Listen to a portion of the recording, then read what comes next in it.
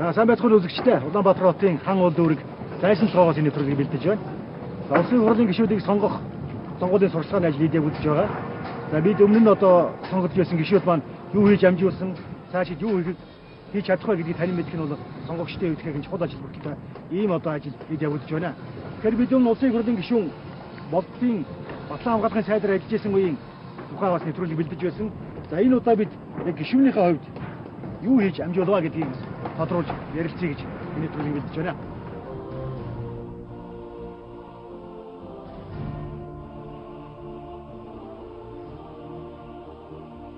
Тэгээд бодчихно ер нь бол одоо хувь хүн ч гэсэн хийсэн ажлаарыг эргэж хардаг шүү дээ. Тэгэхээр төр төшиж байгаа хүний хувьд бол 4 жилийнхээ амьдралаас юу хийж амжуулсан гэдэг бодож хамгаалж авч байна. Тэгээд урдын гишүүний хувьд бол үнэхээр тодорхой тойрогоо сонгодог. Тойрогдоо 4 жилийн одоо хугацаанд айлтгоо иргэдэд хүрсэн ажлыг мэдээж хэрэгжүүлдэг нэг талаас. Нөгөө талаас одоо тойрог гэдэг бол дүүр юм аймаг байна. Тэр бол бас АСТ-ийг харсан хөгжлийн томоохон асуудал шийдэхээр бас анхаарах хэрэгтэй тийм ээ. За миний хувьд бол бас энэ хоёр одоо чиглэлээр ажиллахыг бол эргэлцсэн байна. Зарчим болоод байна шүү дээ. Хоёр зүйл оцогтой болчихлоо шүү. Нэг бол тойрог байгаа. А нэг бол соёлтгох дээд байгуулга байгаа. Том хэрэг шиг. За алийг илүү тусгаж байна. Улс төр бол орон нутгаас үүдэлтэй. Одоо үгүй намайг хаа нэгэн дээрээс томсыг бол байхгүй. Эцэст яг л тодорхой орон нутгаар ажиллаж байгаа тодорхой зовлонтой бэрхшээлтэй тулгуур байгаа хүмүүс одоо их найдвараа хүлээгээд за энэ бидний асуудал шийдвэрээ сонгож байгаа. Тэгэхээр нэгэнт их хурлын гишүүнд ийм их мэд байдаг учраас үнэхээр нийтлэг иргэдэд тулгуурлаж байгаа асуудлуудыг бол альфаа шийдэж болцооны хэрээр шийдэж өгөх тийм ээ.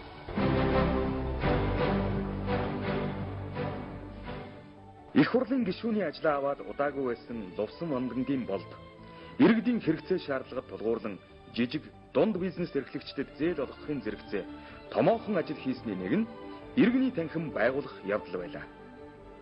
Энэ улаан ерөнхийлөгчийн санаачлаар улсын хэмжээнд иргэний танхим байгуулалтад бид бас энэ санаачлалыг орон нутгийн хангах хэмжиж хаан урдаг байсан.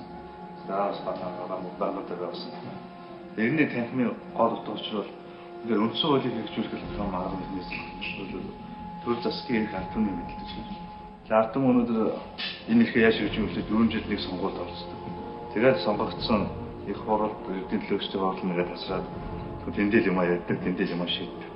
Эсвэл одоо төрийн нэгт орж ирэхлээр намаад амжих хэрэгтэй. Гэтэл намд бол ард түмний хэдөө байдаг. Арга урахгүй байдаг. Тэгээд нийт ард түмэн нийт мэргэжчнүүд ер нь бол аливаа асуудал шийдвэр гаргахад оролцох хэрэгтэй. Тэр бүх хүмүүсийн дуу хоолой энэ дэр үнэхээр өгүүлэгдэх хэрэгтэй. Хаад энэ дээр банк хөдөлтөд жоохон сууж сонин мөн харах бас эднэртэй харилцсан идэвхтэн маягаар тэгээд эднэр ч бас намайг жоохон ажилуулад байна. Ерөнхийдөө одоо иргэний танхим гэдэг нь чухал байгаагүй шүү дээ. Байгаагүй. Байгуулагчны ажил бүлийг та хувьд иргэний үед юу гэж. За энэ бол ард түмнийхээ дуу хоолойг ардсан төр сонсох маш чухал хэрэгжүүлэх гэж боддог бай.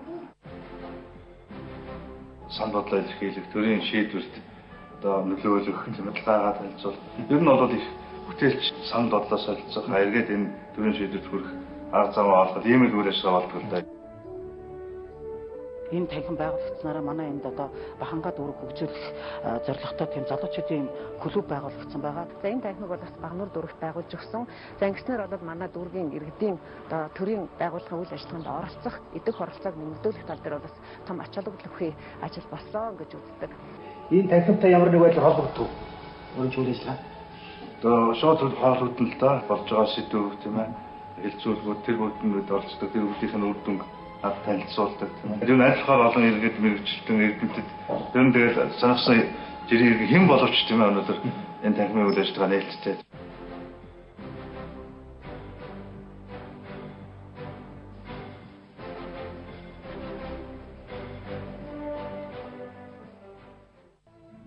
Сэнхэр гаргийн тэр бум гаруй хүн ядуурл болон хуурайшлтын эрсдэлд амьдарч байна. Тиймээс ч дэлхийн нийтээр сүлжилттэй тэмцэх өдрийг жил бүрийн 6 дугаар сарын 17-ны өдрийг сонгон дуу хоолойгоо нэгтгэдэг. Сүлжсэн газрыг нөхөн сэргээснээр хүнсний аюулгүй байдал, уур амьсгалын өөрчлөлт болон ядуурлын төвшинг хянах боломжтой болдог байна. Тиймээс ч сүлжилтийн эсрэг түүнээс үүдэн гарах чимээгүй тахлыг бууруулах, ядуурлын төвшинг багасгах зорилготой байгуулагдсан агропаркийг эрхэм та харж байна.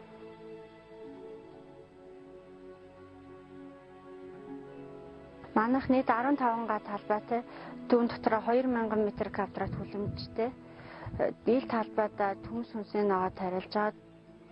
Хүнсний хангамж сайжруулж өөрсдийн тарьж ургуулсан хүнсний ногоо жимс жимсгнэр өрхийн хэрэгцээгээ хангах, шинээр тариалан эрхлэх хүсэл сонирхолтой иргэдийг дэмжих зорилгоор хан уул агропарк байгуулах төсөл амжилттай хэрэгжижээ. Нодлон жилийнхаа ургацын байдлаар бол манайх нийт 15 тонн лазер сортын өрс хэмхийг хураан авсан. Энэ жил бас тийм хэмжээний ургац хурааж авах төлөвлөгөөтэй байгаа. Мөн энэхүү агропаркт төсөл хэрэгжүүлэх замаар хан уул дүүргийн иргэдээс тэдний саналын дагуу сонгон шалгаруулж 100 гаруй өрхөд өөрсдөө энэ талбайд хүнсний ногоо тарьж хувьдаа хэрэглэх боломжоор хангадаг юм билээ. Өнгөрсөн жил яг 1000 м2 газар тарьсан, энэ жил нэг 2000 м2 тарьсан натай. Нарийн ногоо манжилуу тэгээ одоо хулуу хүртэр тарьж үзэж байна. Агропарк дотор 100 тонны дац бүхий зойртой болохоор иргэдэд ажиллах таатай нөхцөл бүрдүүлдэг гэж байсан. Гол нь иргэд хүнсний хэрэгцээгээ өөрсдийн аж ахуйгаас хангаа зогсохгүй, орлогын их үүсвэртэй болж байгаа нь эдийн засаг үндэсний аюулгүй байдалтай холбоотой хэмээн дүүргээс сонгогдсон болд гишүүн онцолсон байдаг. Одоо биднэрт бас зүгээр сууж байхгүй гараа хөдөлгөөд ингээд хүнснийхээ эрүүл орчинд тарьсан экологийн цэвэр бүтээгдэхүүний өөртөө хэрэглэнэ гэдэг бол одоо бас их чухал зүйл гэж одоо бид нэр их өндөр сэтгэлдтэй байгаа.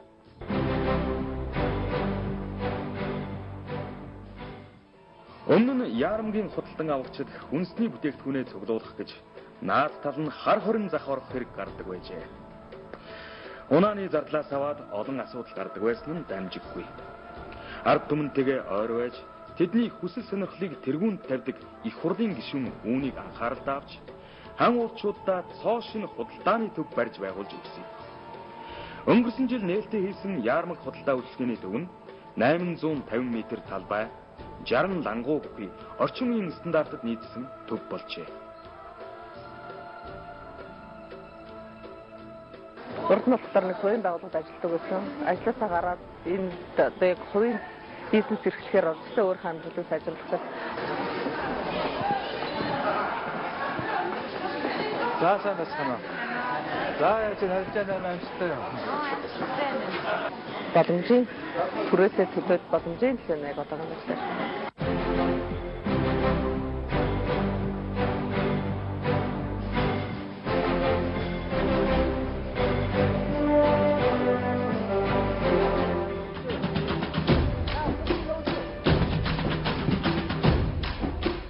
Хөлбөмбөг өөрөө бол гайхамшигтай байна. Монголын дэлхийд Монголд ойлтол. Энэ монголчууд бидэнд бас тийм багийн спорт хөгжүүлэх сайхан чухал зорилго байна шүү дээ. Монгол улсын бүх дунд сургууль ийм стандартаар болно гэдэг гол санаа л байна. Нэг сургууль дээр асуудал шийдэж байгаа, нэг асуудал. Гэхдээ яг энэ бол тэгэхээр ямар хэрэгтэй одоо ингэ бүгдийг үзүүлээ юм байна. Ойлгуулад ерөөсөд сургууль байгуулах гэвэл ийм талбай. Олон улсын стандартад нийцсэн Азийн Си зэрэглэлийн энэхүү хөл бөмбөгийн талбай 45-75 м-ийн талбайтай. 32 үзэгчийн суудалтай, мөн жилийн 4 өдөр ногоон зүлэгтэй учраас хүүхдүүд тасралтгүй тоглох боломжтой. Та бол одоо Германд болцол нийцүүлсэн. Хөл бөмбөгийг ер нь Германд очиж танилцаад ямар мэдрэмж төрж ирсэн юм бэ? Яг анх бол яг тэр бид чинь хөлдөө талбайтай тэгээд хөлсөн төмсөө төрнөө тоож өссөн тийм. Яг Германд очоод хоёул бол бидний хувьд өндөр хөгжилтэй орно. Анхудаа ийм талбай дээр гарч хөлбөмбөг тоглоод анхудаа жинхэнэ хүү зүгсөөл жинхэнэ одоо хөлбөмбөгийн мөнгө болоод үнэхээр бол соёлын шок болж байгаа. Ингээд хөлбөмбөгийн спортоор одоо хамт олонны спортоор ингэж хүүхдүүдийг хүмүүжүүлсэн. Бие бэлдэр нь хөгжөөд ирээдүйд улс их орондоо хэрэгтэй иргэд болох болов гэсэн тиймэрхүү бодлого надад яв. Нэг хүүхэд 3 цаг физик тоглодог байсан болов 2 цагийг энд өнгөрөөчих жишээтэй. Бид нар бол одоо шуруутай, чулуутай, хайрхтай талбай дээр л тоглож өссөн дээ. Миний хувьд бол одоо нэг хаалгач хийдэг. Бол маш олон болдын авсан дээ. Хүн болсоор одоо нэг хөлбөмбөгийн спортоор нэг 30 жил хичээлж байгааг нэг ийм нэг ногоон талбай дээр гараад үзчихсэн гэж хэлсэн чинь ногоон тал өөрөө бидний дээр хүрээд ирсэн. Бидний тэр хувь заяагчид автаасаа тийм. одоо яг энэ шинэ орчин цагтаа цаг нээж амьдарч энэ орчин цагийн энэ сайхан спортыг одоо эзэмшиж хичээлж өөрийн болгож байна. Монгол хөлбөмбөг гэж жинхэнэ одоо Азиад гарч ирэх ёстой шүү дээ тийм ээ. Тэр бол мөрөөдлөөс л да тэгээд ямарсан энэ мөрөөдлөөний жижигхэн хэмжээгээр ямарсан хэрэгжүүлсэндээ бол их баяртай байна.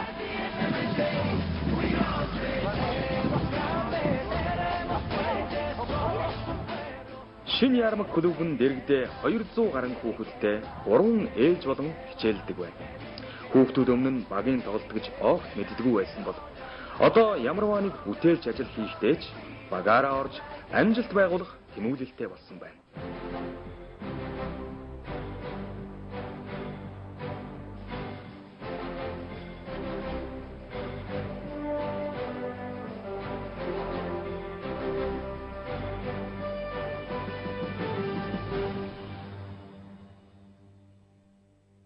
Монгол өнөөдөр хурцтай хөгжиж байгаа салбар шүү дээ. Мэдээллийн технологи. Одоогийн мэдээллийн технологийн хорд бол дэлхийн дунд чадвар байна гэж байна. Тэгэхээр 4 жилийн өмнө өнөөдөр харьцуулаад үзвэл таны ажилд авилдууд ойлгож байгаа юм. Тэр нь л миний зүгээр нэг зарчим байдаг. Өсвөр дэвдэг хамгийн их ажиллах дуртай салбар бол боловсролын салбар тийм ээ. Хамтран ажиллах дуртай. Ялангуяа залуучуудыг тийм ээ. За нийтлэгийн тэлэх энэ орчин үеийн технологийн энэ хөгжилд одоо алхаа гişгэ нийлж хөгжих тэр болцоог хангах гэдэг. Тэгээ өнөөдөр багад 4 жилийн өмнөдөө үнэхээр манай хаан уул дүүрэхэд болоо тийм. За өвчл багнууд багангач гэсэн энэ захин дүүрэг болоход бол том алхам хийж чадсан юм тийм. Дүүргийн хэмжээ. Дүүргийн хэмжээ. Дүүргийн удирдлага, дүүргийн бүх шатны одоо захиргааны ажил үйлчлэгээ тийм ээ. Тэгэхээр сургуулиуд дээр захин лабораториуд байгуулагдаж байгаа юм тийм ээ. Сургуулиуд явагдав. Тэгэхээр захин одоо хөгжил хийхэд хэл бол маш чухал шүү дээ. Англи хэл. Англи хэлний одоо баг хөгжил сургуулиуд олон зуун залуучуудыг хамруулсан. Тэгээ энэ бол яг би миний одоо юу гэдгийг загас байх агын заажгүй ингээд энэ цаашаа тийм ээ энэ залуучууд энэ сургуулиуд энэ бүх одоо дүүргийн байгууллагууд энийг өлгөөд аваад хөгжөөж явах хэрэгтэй байна. Тэр хэмжээний одоо суур бол тавигдсан гэж энэ 4 жилийн ажил төгөлд хийж болно. Энэхүү хөтөлбөрийн хүрээнд глобал удирдагч дээд сургуультай хамтран хан уул дүүргийн 230 гаруй хүүхдийг бүтэн сарын турш англи хэлний сургалтанд 3 ангиллаар сургажээ. 20 хүүхэд TOEFL-ийн сургалтанд үнгүй хамрагдах хэрээр шагнагдсан байна. Мөн зуны сургалтын хүрээнд хүүхдүүд нэртэй лекторуудын илтгэлтэй танилцсан. Энэхүү сургалтыг цаашид жил болгон уламжлал болгохоор зорж байна. Шахажтны мэдээлэл байсан бол баг хоорондоо англиар тэр вакуумжуулаад ингээд ер нь 70% юм хүлээж авах сайн. Яг сургаад ирэхэд бол ингээд хоорондоо англиар яриад англи дуудуулаад шүлэг уншаад ер нь үнэхээр бахархмаар сайхан. Манай залуучууд үнэхээр сайхан шүү.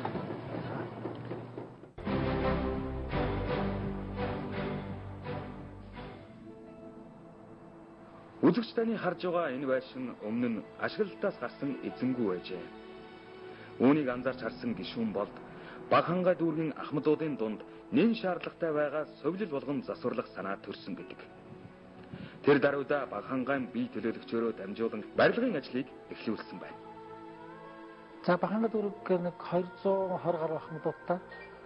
За энэ соёл ашиглалтанд орсноор 7 ногтод 30 ахмадууд аваад авах бүрэн боломжтой. За энэ зөвхөн Багханга дүүргийн ахмадууд биш. За ер нь бол нийслэлийн дүүргүүд. За нэг ялангуяа Багнуур хаан уул дүүргийн ахмадуудыг бас хөнгөлтөөнөр соёлуулах юм болцоо нэгтгэх юм байна. Мөн эрүүл мэндийн үйлчилгээнд хөрөнгө оруулалт хийжээ.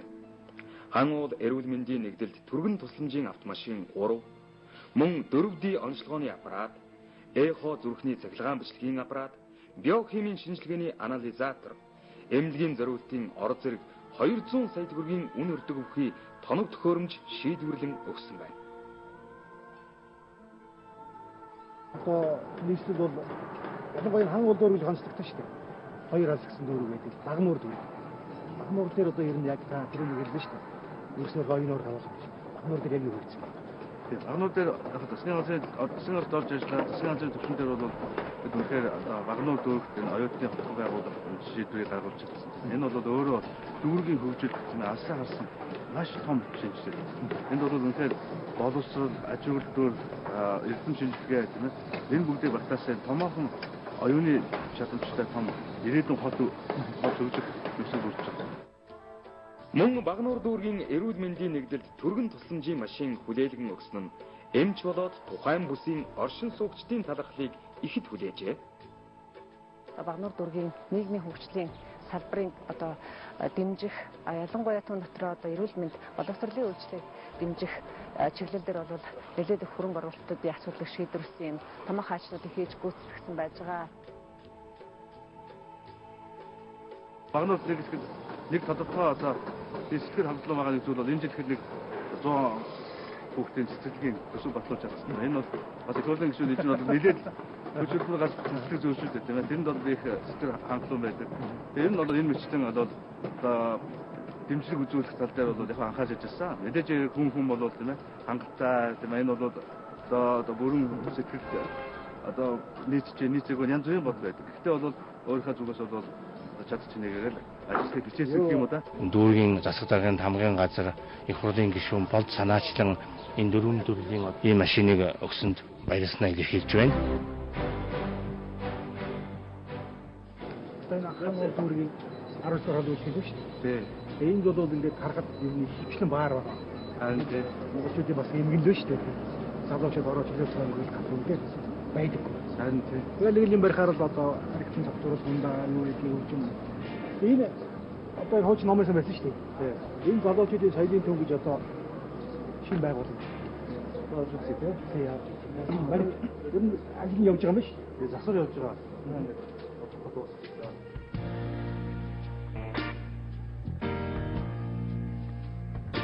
Чөлөөцөөгөө зөв боловсон соёлтой мэдлэг болсоо дээш үечлэлээр өнгөрөхөд үнэхээр өнөөдөр хамгийн чухал юм байна. Залуучууд тийм зориултын байгууллагууд маш хэрэгтэй байна тийм ээ.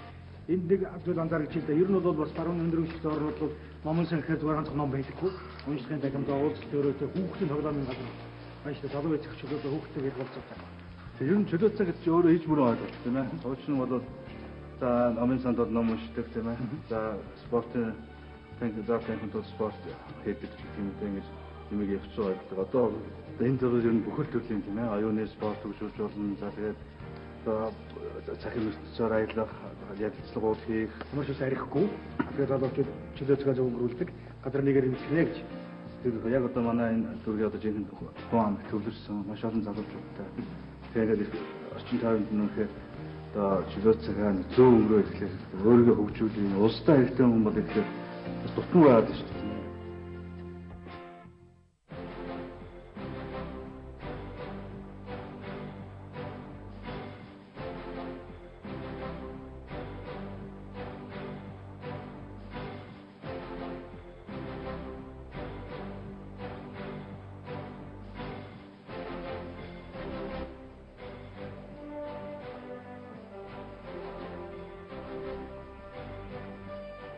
Ийхүү хан уулчууд төлөөллөө болгон төрдөө сонгосон улсын их хурлын гишүүн Лувсан Мандангийн болдын тойргийнхоо сонгогчдын төлөө хийсэн ажлуудыг тоомлон сонслоо. Тэрээр их санаачлагтай байж иргэдийнхээ эрүүл мэнд боловсролыг дэмжих, ядуурлыг бууруулах, ажлын байр нэмэгдүүлж өргөхийн орлогыг өсгөх талаар олон бодиттой ажил хийсэн нь үр дүнгээ өгч байгаад хан уулын иргэд сэтгэл хангалуун байж ирээдүгээ өөдрөгөөр харж байна. За ингээд улсын хурлын гишүүн Лувсан Мандангийн болдын хийсэн ажилдаа танилцлаа. Тэр эрхэм гишүүний хувьд бол одоо үнэхээр сонгогдсон тойргийнхоо зарим чухал салбарууд ялангуяа эрүүл мэнд, боловсрол, мэдээллийн технологиор дахин анхаарч ажилласан тухайга ярьж байна.